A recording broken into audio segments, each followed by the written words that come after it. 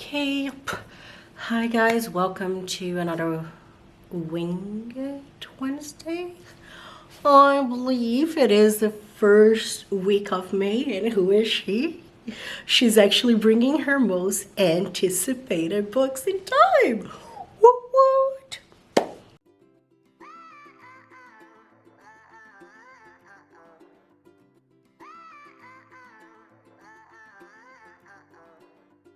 Hi guys, welcome. There is quite a few books I'm looking forward to in May, and it's almost a perfect ratio of horror, thriller, and YA.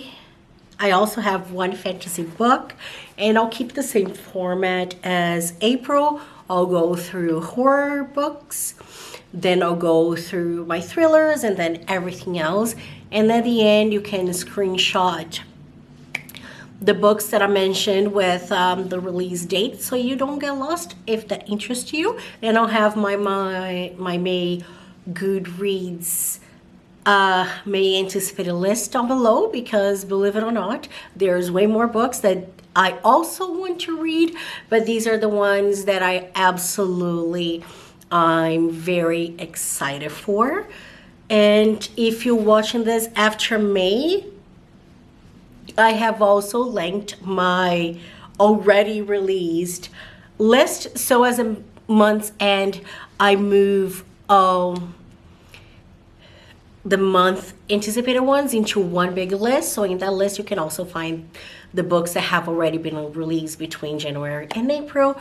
Without further ado, let's get to horror, shall we? The first horror book I'm looking forward to was released yesterday, and it's called The Hacienda by Isabel Cañas. It is sold as Mexican Gothic meets Rebecca. And we follow Beatrice, right? She is in Mexico during one of their civil war and stuff. Okay, she's in Mexico.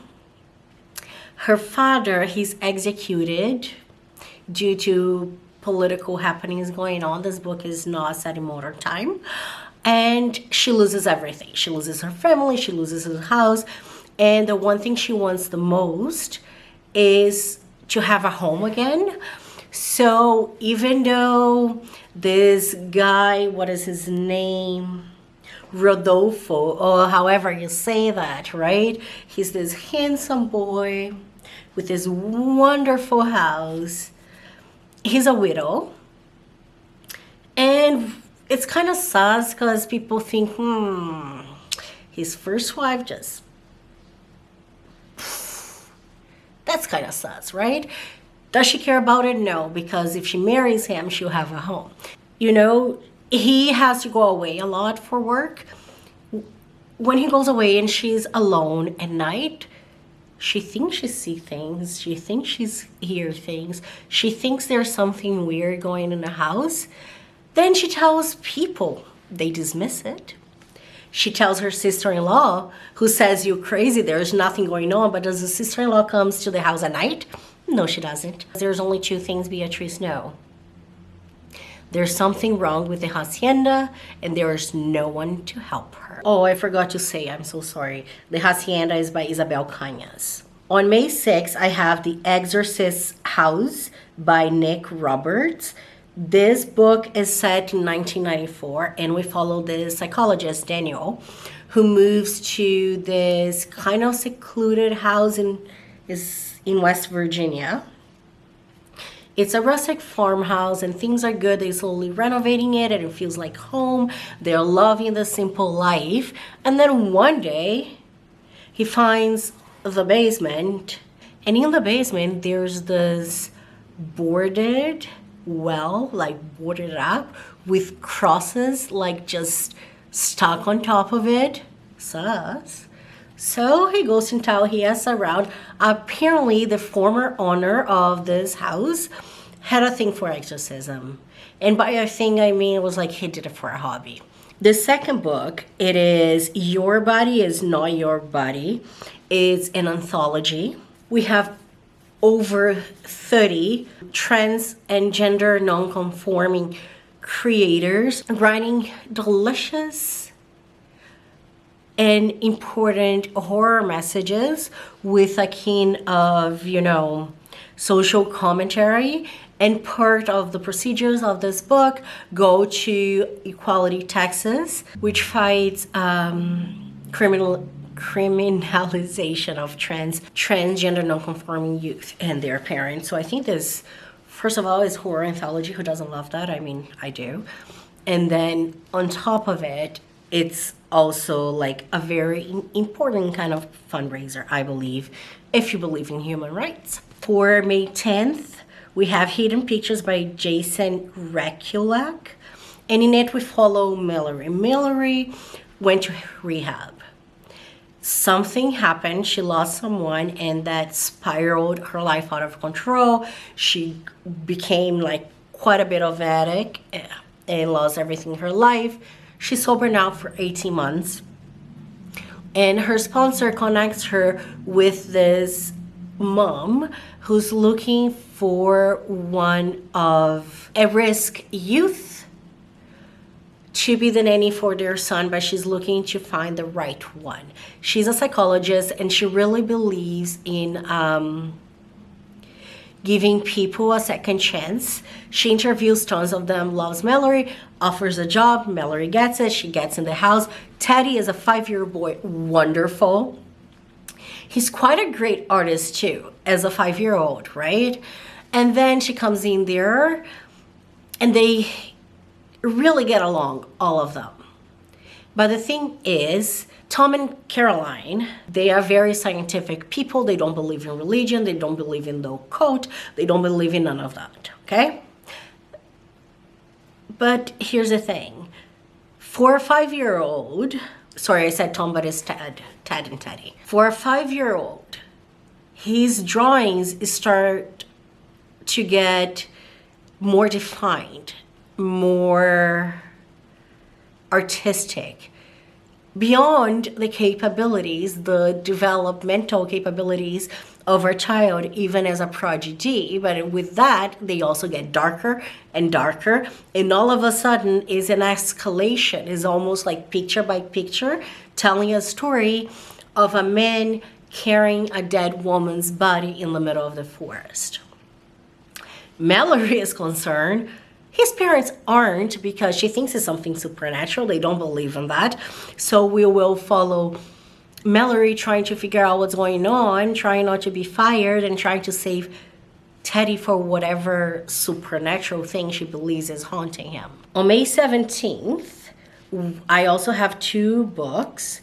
Sarbanes, I'm not sure if I'm saying that right, by Anthony Engebretson.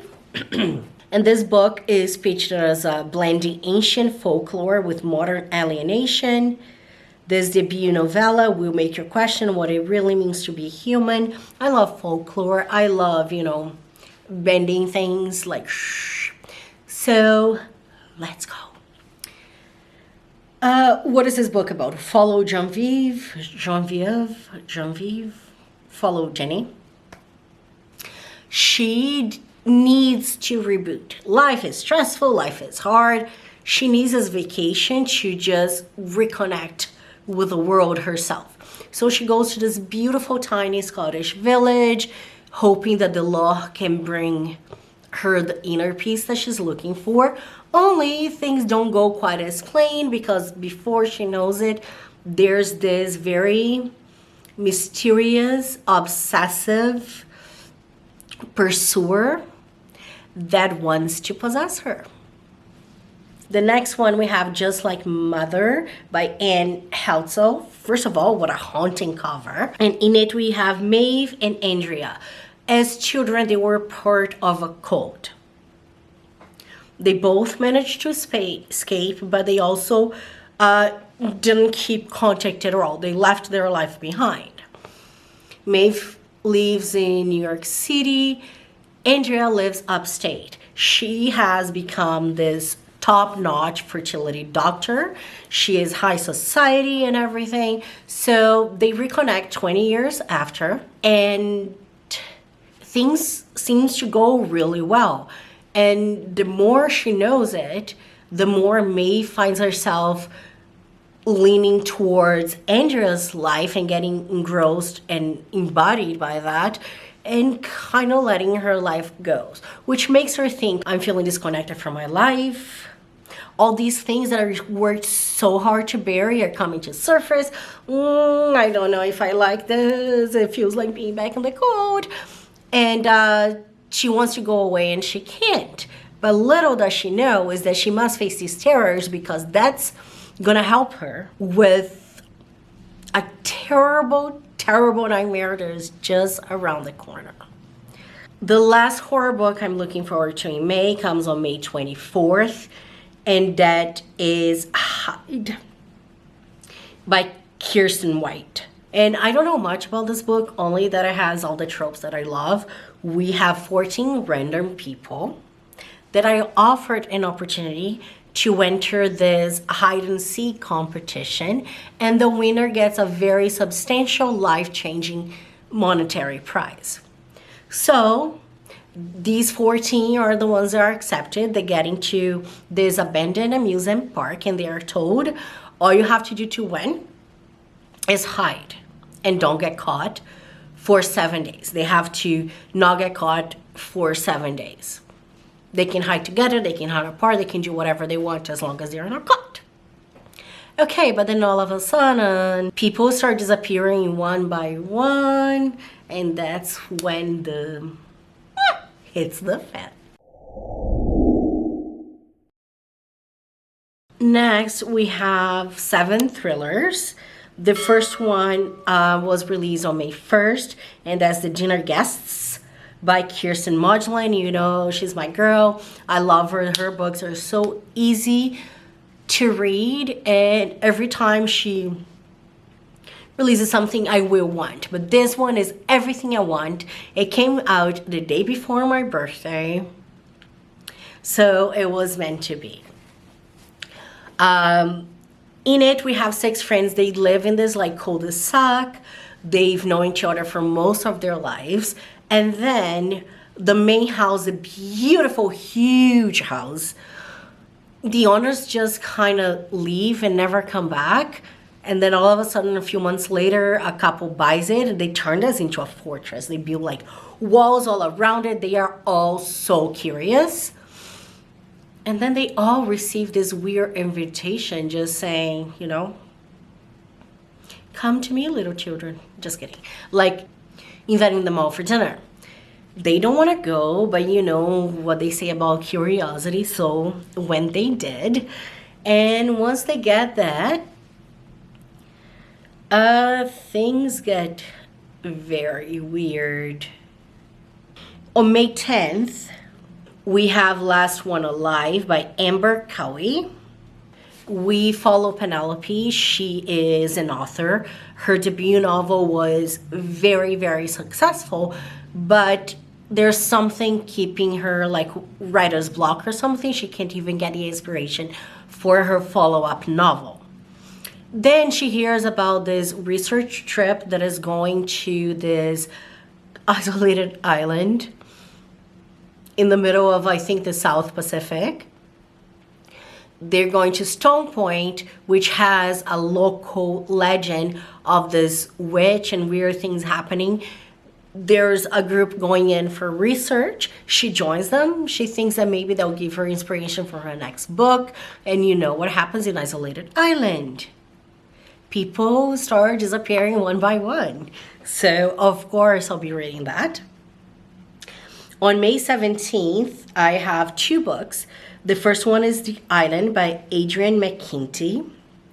I haven't read the chain yet, but I will. I just thought that I would, as a mother and an empath, it would destroy me. But people told me that I probably can handle. So especially after reading The Island, I will, because this was like high octane. I'll get into my like wrap-ups for the books very soon. I promise I have something planned. But anyway, In it, we follow Heather. Heather grew up in a very small commune, isolated from the outside world. As she grew older, she wanted to pursue her dreams and went to mainland Seattle. In there, she kind of gave up her original musical aspirations and became a physiotherapist. Through her job, she met this very wonderful man. I'm horrible with names, guys. This is Tom. And Tom had everything she needed. It was like the life she wanted in a package wrapped with a bow. He's successful. He has a wonderful house. He already has 2 children, so she could get like their fairy tale life she always wanted, and it was like instant, right? So she goes. Marriage is going very well. They've been married for about a year. Her and Tom are still very much in love. The kids haven't been able to move on from the death of their mother, and their parent, Tom, moving on so fast. So had a relationship with them and still very rocky. When Tom is invited to be a keynote speaker at a conference in Australia, they decide to go as a family vacation because this could be the perfect opportunity for Heather to bond with the children. They go on one of the days they really want to see the wildlife of Australia. Tom, has a day off before he needs to speak, so they go on a road trip. On the way back, they stop at this place to have lunch, and then all of a sudden, they're talking about their disappointment, how they weren't able to even see a koala or anything. And these 2 guys overhear them, and they say, "Oh, we live and are going to this very isolated island, Dutch island, that is off the grid, but you'll be able to find all the wildlife there." And then they kind of like go back and forth. "Oh, sorry, I shouldn't have said that because we can't take outsiders." And then, of course, Tom, being like the entitled American he is, bribes them and doesn't take no for an answer. Before they know it, they're going to the island. Let's just say that when they get to the island, it becomes a game of cat and mouse. And so good. The next one, we have My Summer Darlings by May Cobb. In it, we follow Jen, Kitty, and Cynthia. They have the small town life. They are in their 40s. I believe they're all single moms, so they get together to gossip about the neighbors, to whinge about their kids, to drink wine. And then this guy, moves into the neighborhood, and it was like, who is he?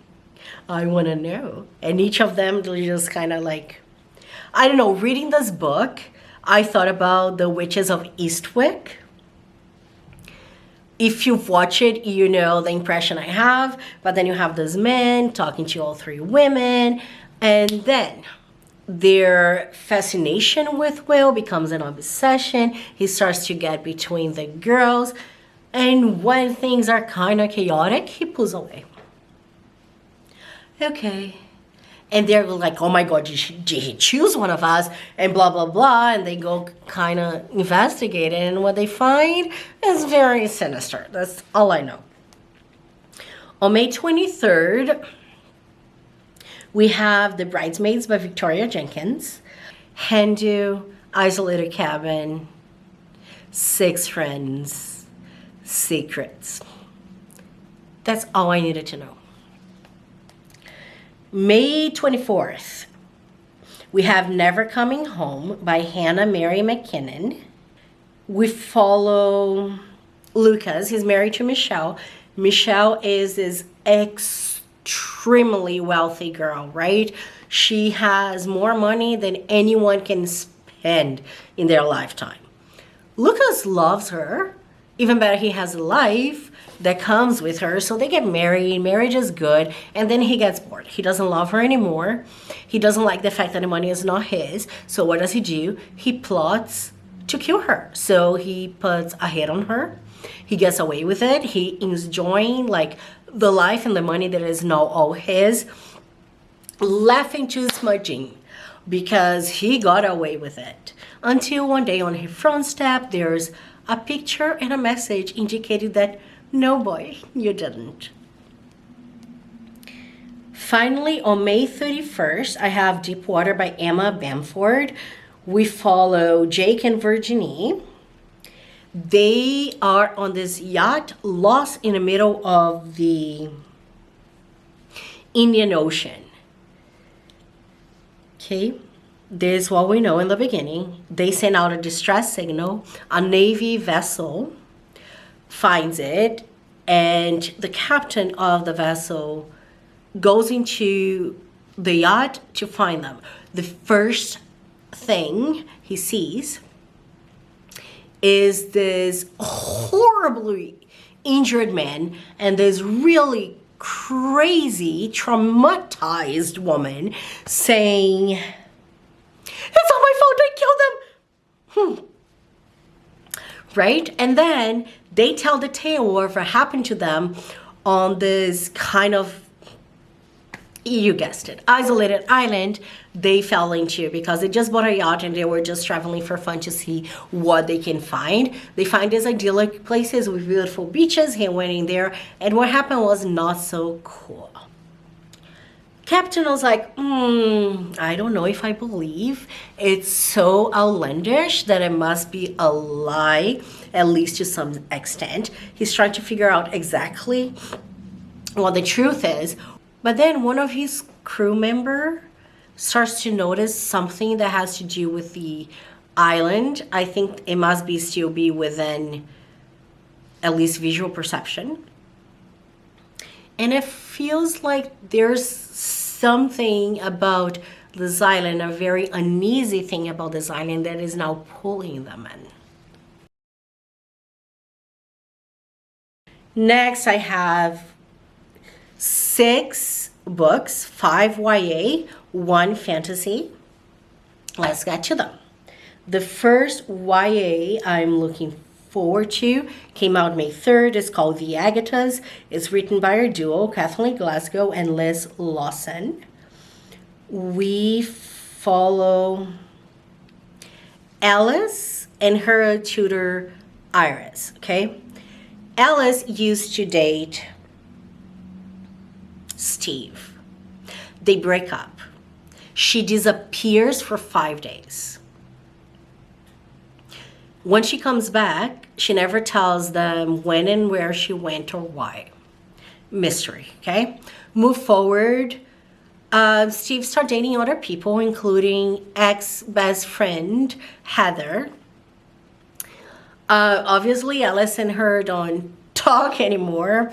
I wonder if Steve have anything to do with it. But she disappears too. Only this time, she won't be coming back. Heather's grandma puts out a reward for whoever can help solve the murder of her granddaughter. Police is just on Steve. Alice doesn't really like him, but she has very good reasons to believe that he might be a jerk, but not a murderer. And then one day, talking to Iris, her tutor, who could also use the money, they decide to investigate and find out who killed Heather and clean Steve's name and get the money because they both can use it, right? And what they use, and they call themselves the Agathas because they use the whole arsenal of Agatha Christie books as research to figure out how to investigate. So it sounds like it's going to be very cheeky and fun. You know, I love Agatha Christie, and I'm looking forward to this, a fresh YA take. Also, yesterday on May 3rd, we had The Blind King's Wrath. It's a fantasy. It is the 3rd book in the series of The Burnt Empire. I don't want to ruin anything that happened in the previous books in case you haven't started the saga.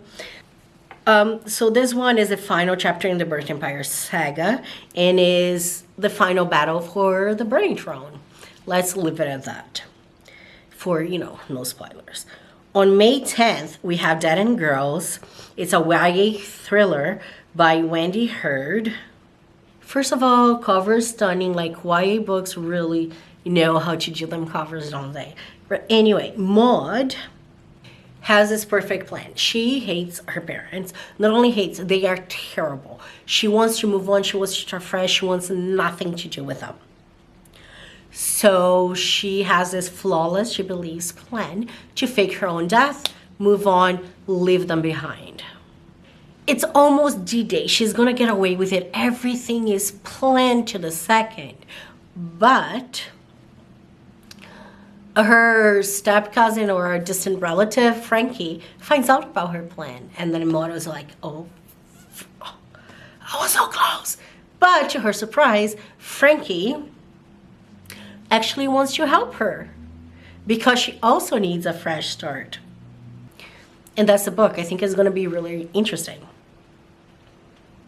And then all of a sudden, we jump to May 31st, where my other 3 books will be, when my other 3 books are going to be released that I'm looking forward to. The first one is Not Good for Maidens by Tori Bovalino. I loved her novel Devil Makes 3, so I'm really looking forward to this, and this seems like it'll be wonderful. It's a horror fantasy retelling of Goblin Market. So we have Lou. She doesn't believe in the supernatural at all, but she's heard the legend of the Goblin Market, which is a place where people who can find it roam the streets and are offered and tempted with wonderful things by the goblins who therein live. Her teenage aunt is kidnapped and taken to the Goblin Market. And now Lou has to get a crash course in everything supernatural, spells, and tricks so she can sneak into the Goblin Market, save her aunt before the 3 days go out, because after 3 days the market disappears and with it her aunt will be gone forever. But also the goblins are not really nice people, so she has to be very sneaky in order to find her aunt, get her aunt, and escape from there. So I think it's going to be really fun and whimsical and dark. I have high hopes for this. Next, we have The Counselors, a YA thriller by Jessica Goodman. We follow Goldie, Avon, and Imogen. They are best friends. They call themselves sisters by choice. They are camp counselors, and they've been doing this for many summers. This year, Goldie gets there first, and she's really looking forward to, more than ever, to meet her best friends because she's carrying this very deep secret that she needs to unload. Only not long after they are all there, the boy who broke Goldie's heart ends up dead. And of course, people start looking at her, and before you know it, you know that everybody's keeping secrets, and we go from there. It feels like a really tropey YA book, but it has lots of things that I love, which is secret, isolated setting. I'm really into getting ready for the camp, into woods and camping things now, summer camps. So of course I'll read it. And last, we have a very interesting one that, I'll be honest, as I was reading it, I had to go back to the book description thousands of times to make sure I was putting the right category, because this does not feel like a way at all. The synopsis reads more like a proper thriller. It's a YA thriller, and I'm assuming these people are at least on the the older young adult side. We'll see. But we have Summer's Edge. I'm talking about Summer's Edge by Zena Mio. We have 6 close friends. They always spend time together at Emily's, summer lake house. Only last year, there was an accident. The house caught on fire. It was a huge fire, and in that tragic accident, Emily died. After that, it was really hard to cope. Everybody was moving on or processing the grief in different ways. So the 5 remaining friends become estranged. But with the anniversary of Emily's death looming, and the fact that the house was restored to the exact same condition it was before the fire, they decide to gather there on the date of her death anniversary to celebrate her life and honor her memory. They get in there, but when 5 people get together in a place where a tragic accident happened, there is obviously gonna to be intrigue and secrets coming out and sus things going on. And you guessed it. All of a sudden they are there. They feel like someone is watching them. Is Emily haunting them? Is it something more? Or is it actually a puppet master watching everything? Because they believe that Emily's death was not an accident and that one of those 5 is the murderer. That sounds so good. I'm really looking forward to May releases. I won't lie, it's my birthday month, and I was hoping there would be more horror and thrillers on, but I love that it's a perfect blend, and every single one of these books I'm weekly looking forward to reading. So this is what I had. I hope you enjoyed. Let me know down below if you're looking forward to any of these books or if you're looking forward to a book I haven't mentioned. And again, right after this, you can screenshot the books that I mentioned and everything will be on the list. Down below, I hope you have a fantastic rest of your week. Day, night, morning, midnight, whenever you watch this. And until next time, be the hummingbird. Bye.